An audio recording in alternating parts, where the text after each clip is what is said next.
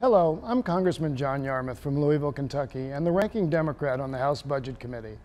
This past week, we learned that the Senate's latest iteration of Trump Care, Graham Cassidy they call it, would likely take health coverage away from approximately 32 million people, a staggering 10% of the American public.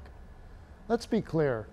We already knew that the bill, if it becomes law, would eliminate protections for people with pre-existing conditions, end Medicaid as we know it, cause premiums to skyrocket, limit choice, condemn millions of working families to financial ruin, and lead to the deaths of thousands of Americans. So, how is it possible that none of these devastating details seem to be having an effect on the President and Republican senators who continue to support this dangerous bill? Because this was never about health care for them. If this were a debate on lowering costs and improving the quality of health care for working families, we'd be having a very different conversation right now.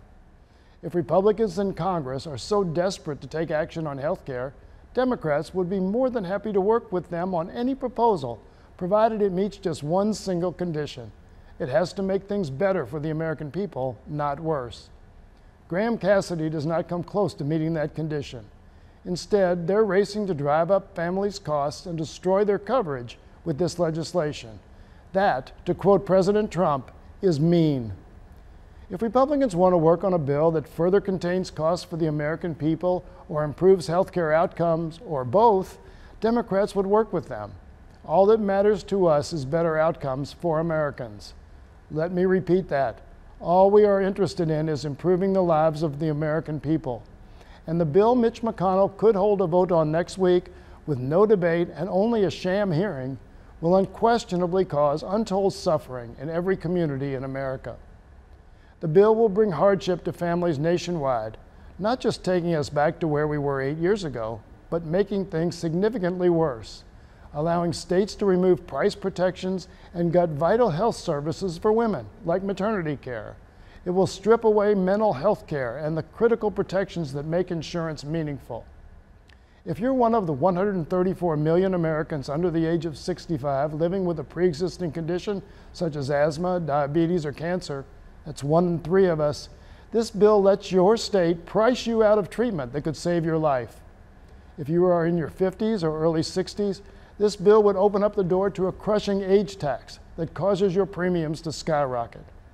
If you're disabled and rely on Medicaid to survive, the bill sets caps that threaten to end the care you need. But if you're a politician desperate to say you fulfilled an ill-thought campaign promise, Graham Cassidy is the bill for you. President Trump was onto something when he called the House bill mean, but he stopped too soon. The Senate bill is monstrous, cruel, even deadly. Republicans have until September 30th to pass a bill in the Senate without Democrats under budget reconciliation rules. It may seem like a trick for them to try to pass a health care bill as a budget bill to avoid working with Democrats. But the truth is, this never was a health care bill. That's why Graham Cassidy is opposed by doctors, hospitals, patients, senior citizens, people with disabilities, and even insurance companies. The good news is if Republicans want to propose a health care bill that improves care for the American people, they don't have to rush or use procedure to avoid Democrats. We're ready to work with you. Democrats are already at the table, and we're saving your seats.